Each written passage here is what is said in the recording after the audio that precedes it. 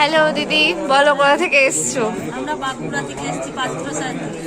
দিদিরা পাত্রসায়ের লোকেশন বলে দিচ্ছি আমি, বাঁকুড়ার পাত্রসায়ের বালসি গ্রাম থেকে। ঠিক আছে, অনেকটাই দূর থেকে, প্রায় 2.5 ঘন্টা সময় লেগেছে তাদের। কেমন লাগলো বলো এবার আশিক জুয়েলার্স? ভালো লেগেছে। সব থেকে বলছি এইখানকে এসে স্যাটিসফাই হয়েছি, বিশেষ করে স্টাফদের ব্যবহার থ্যাংক খুব ইউ। ভালো, খুব ভালো হয়েছে, ভালো লেগেছে, কিনেছি অনেক কিছু। ঠিক আছে, আর কালেকশন কিরকম দেখেছো? দারুণ দারুণ। সব পছন্দ মতো হয়েছে?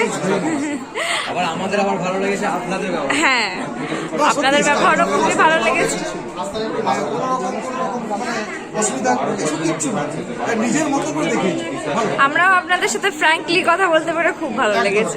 এবার কি কি নিয়েছে একবার দেখিয়ে দেবো। ভীষণই সুন্দর ইয়াররিং নিয়েছেন, আর একটা পাতের নোয়া নিয়েছে, ভীষণ সুন্দর ডিজাইনটা একবার দেখো। ভীষণই সুন্দর ডিজাইনের পাতের নোয়া একটা, এখানে রয়েছে একটা পার্লের চোকার রয়েছে, আর এখানে রয়েছে একটা ট্যাসেল পেন্ডেন্ট। দিদির কাছে একবার শুনে নেবো, ভালো লেগেছে তো দিদি? আবার নেক্সট টাইম এসে দিদিরা শাখা বাঁধানো নেবেন। আসবো, আবার আমার বান্ধবীদেরকেও বলবো আসার জন্য।